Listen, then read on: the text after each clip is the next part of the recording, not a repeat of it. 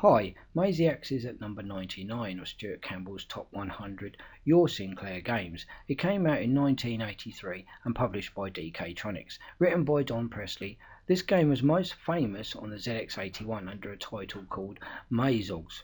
The Spectrum is just a newer version and it's in colour. Let's quickly run through some instructions.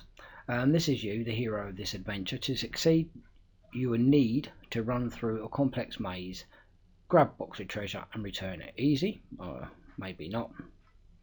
The maze itself is 64 times the size of the picture on the left, and a new maze is made every time you play. The distance to the treasure varies, but it's never short, and placed randomly around the map are swords, prisoners, foods, and of course the bad guys, the Maziacs. Prisoners, on the other hand, will show you the route to the treasure in yellow, but it'll only last a few moves or a selected amount of time. Once run out, you'll have to find another one and it'll activate again. Having this sword will enable you to kill a Maziac, but then you'll have to find another. Fighting Maziacs without swords does take longer and will probably get you killed. If you're sitting down, any attack on Maziac will always kill you.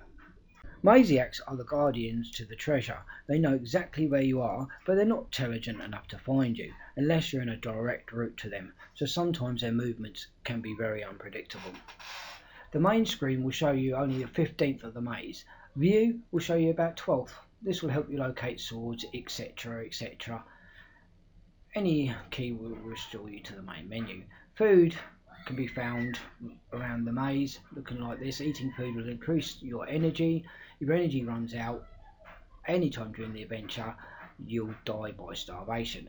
Your energy meter is on the right of the screen.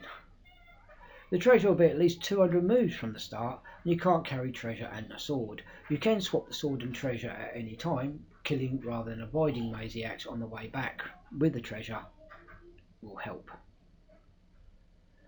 Then comes with either you dying or the glory, basically, and your score will be the minimum number of moves needed compared to the actual moves you've made, plus 0, 10, 20 or 30 for the level of difficulty you've chosen. The difficulty levels are 1 for easy, 2 lose energy during view, 3 same as 2 but also route is timed, and 4 prisoners can only be used once. So they just get harder as they go along, and there's less swords, foods and prisoners.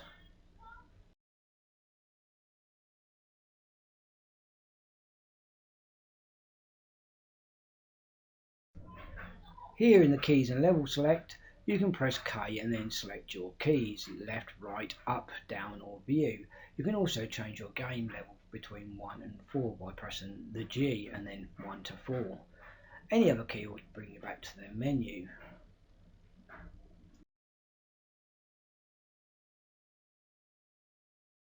Right, let's get into a game.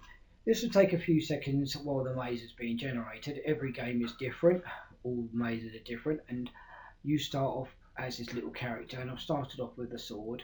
Now I'll go up to a prisoner and he will show me a direct route to the treasure, and this route will be marked in yellow. It's a time-based and turn-based route, so the more moves I make, it will disappear quicker. So like there, and I went back on myself. If I was to follow the path, it will slowly disappear.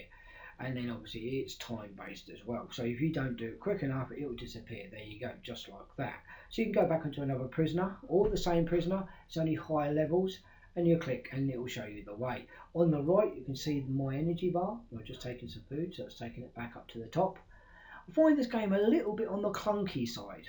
The keys aren't quite as responsive as I think they should be, but apart from that, it's actually not a bad little game. For 1983, the graphics may look a bit boring, but it's actually not that bad to play. It's just when you get random bad guys one after another and you just don't have the swords right nearby, and they just get you straight away, like this one. Anyway, that's my opinion. Is it worth being in the top 100 of the best Spectrum games? I don't know. Maybe it is, maybe it isn't. I don't think it's worth it. But thanks for watching. Please subscribe. See you next time.